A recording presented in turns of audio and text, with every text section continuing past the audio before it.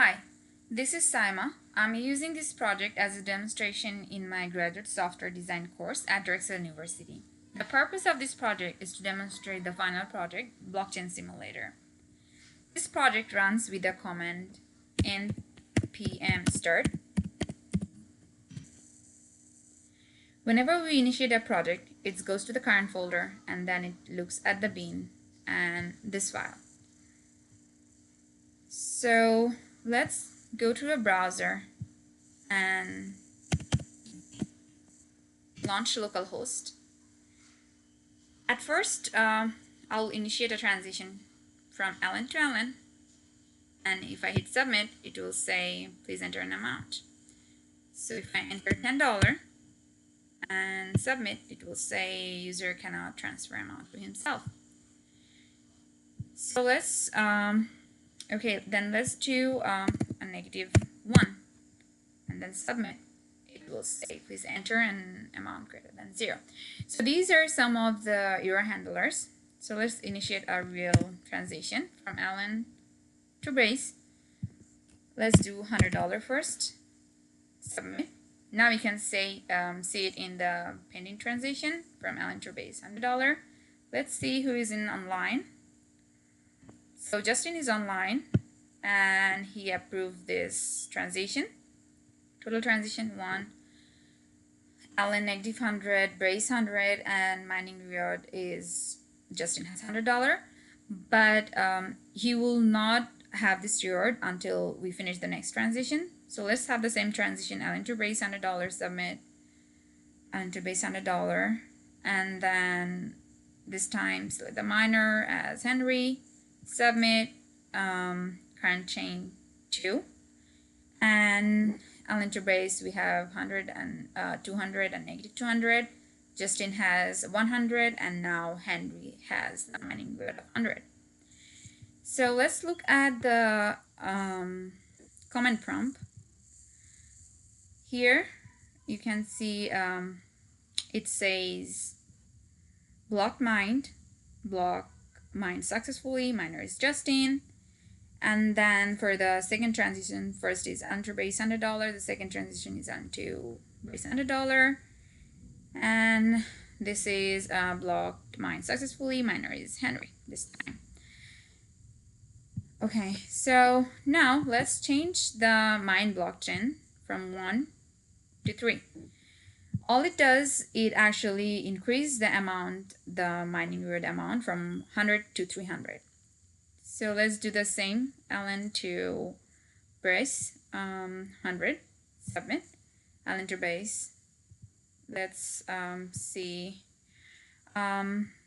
this time, sorry, Steve is the miner, submit.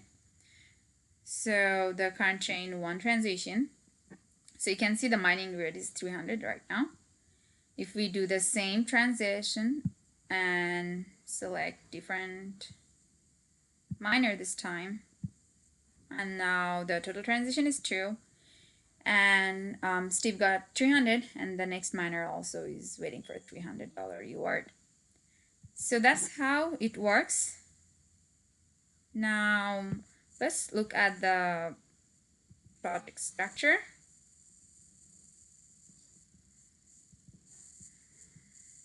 First, we have our bin folder. In the bin folder, we have this file. So all it does is we actually declare the port. So we're saying if we find a environment port, we'll use that. Otherwise, we hard-coded our localhost to 3000. And then we are running a server saying I have to listen to the port, and then when we finish listening, call this function. That's all it does. And in the data folder, we have user.js. It's a simple file. It's the list of all the users. Nothing special. In the library, we have blog.js and blockchain.js. It contains the code that we may reuse between different controllers, and that these are those files. it has all the function we will share between our controllers. The node module is when we did the npm express, when I installed the express in this folder, the folder got created, and in this folder all the modules are placed.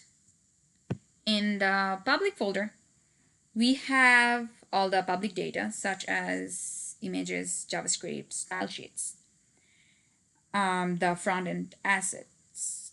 So style sheets holds our app's unique style, and the script.js contains the front-end JavaScript code. So in our Jade file, if we are referring to a style sheet like bootstrap .css, then we need to add it in here. Or if we are referring to like bootstrap.js, we need to refer it in here. So that's it in the public folder. The routes folder is the most important folder for our project, and all it does is it actually calls all the functions, and all the function definition goes here.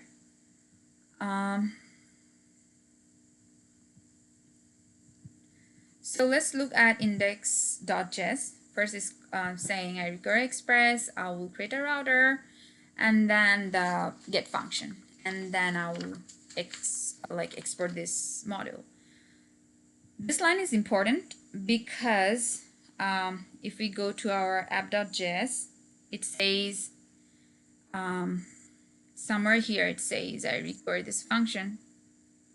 Like here it says I require this function. I require this file. Whatever is returned by the require function is assigned to the routes. So that's all the other route files do.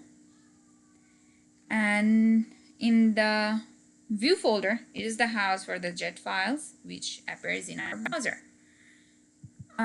So this is actually HTML, though it doesn't look like HTML. The difference between Jade and an HTML file is no opening and closing tags. The indentation of Jade tells us that this tag is inside that tag.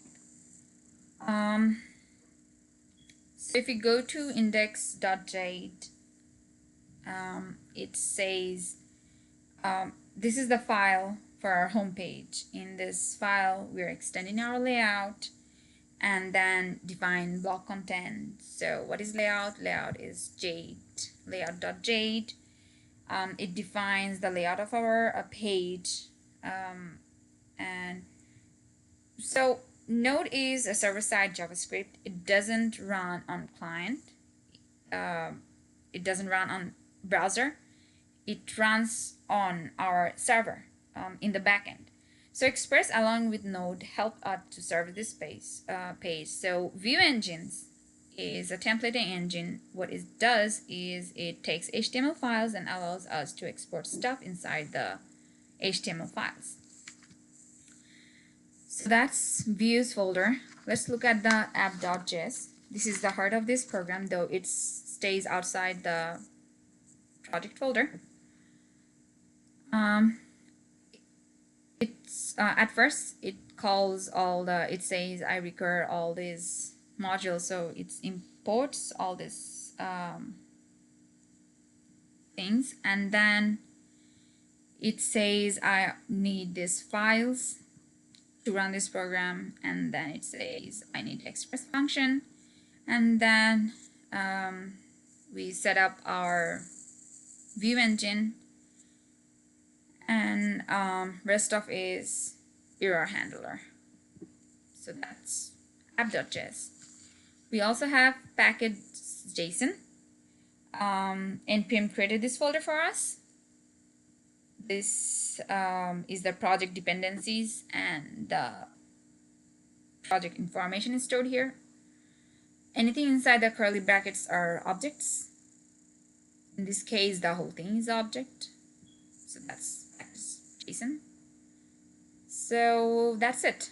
That's my final project for this software design course. Thank you.